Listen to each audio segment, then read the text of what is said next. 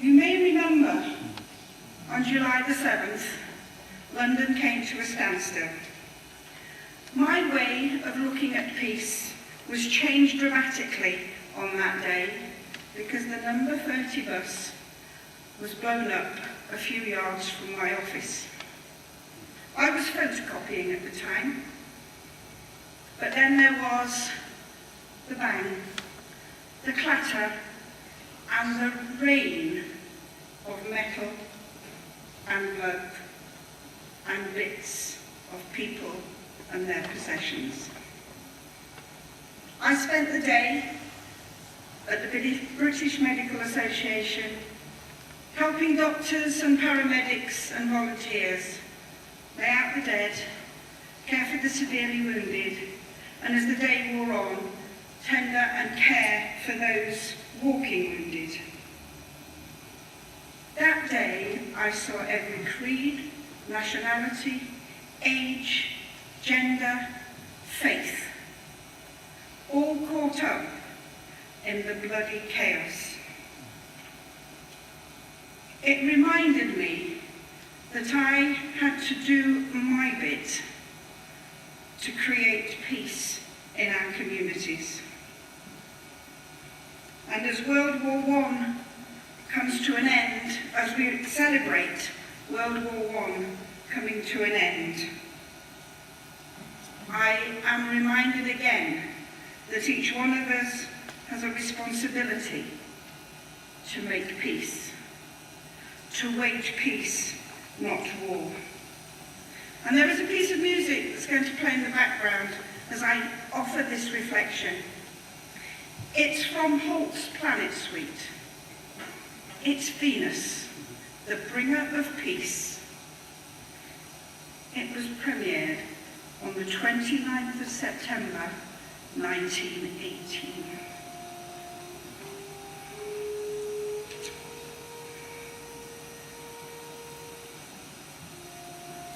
Will we ever truly find enough poppies to remember the 41 million or so who died, both civilian and service, in the First World War? Will we truly find enough poppies to remember the 50 million or so service and civilian men and women who died in World War II? For war is never over, though treaties may be signed. The memories of the battles are forever in our minds. War is never over, so when you welcome heroes home, remember in their minds they hold memories known to them alone. War is never over. All veterans know that well. Now other wars bring memories back of their own eternal hell.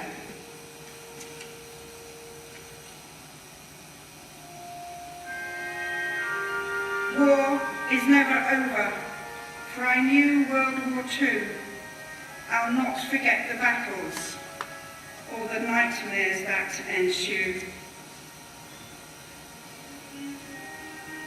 War is never over.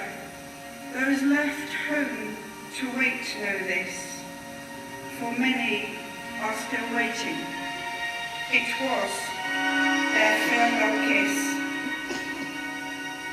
War is never over, though we win the victory.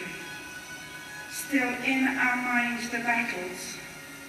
No, freedom is not free.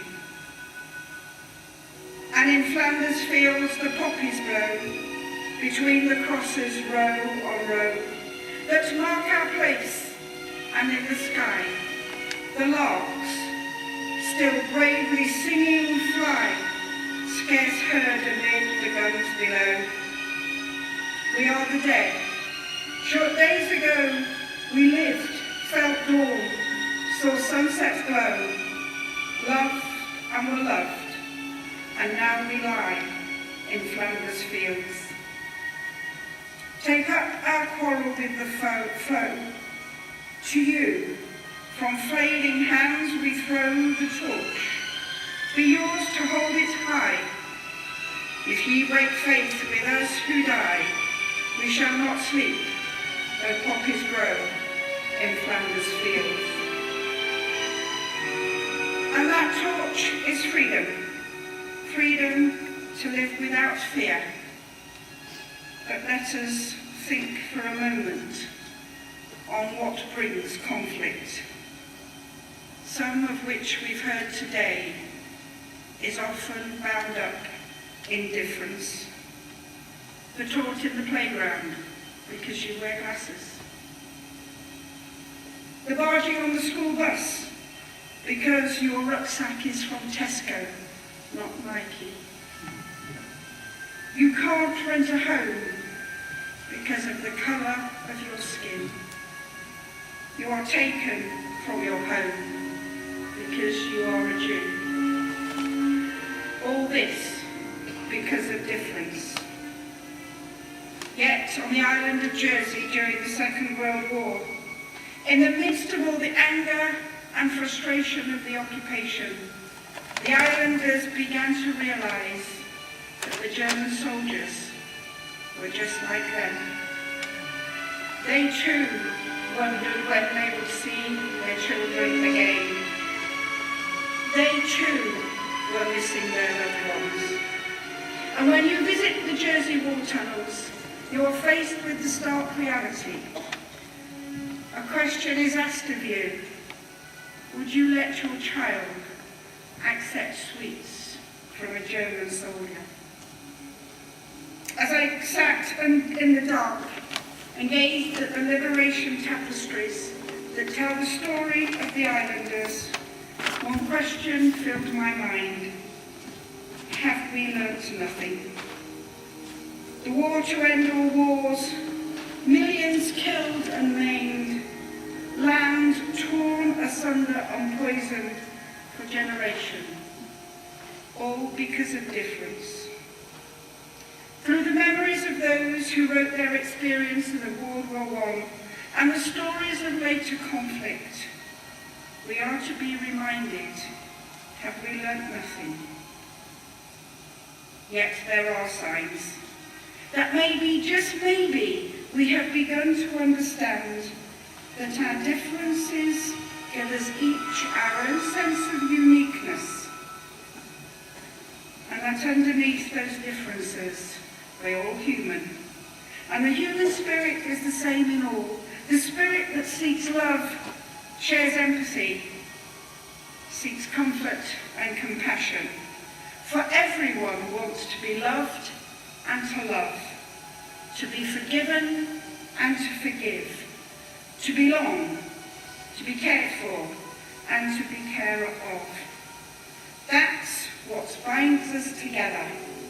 They are the human traits we as the family of Rotary seek to nurture in the work that we do. For peace is in all we do in Rotary. And through the Rotary Foundation we make it a reality.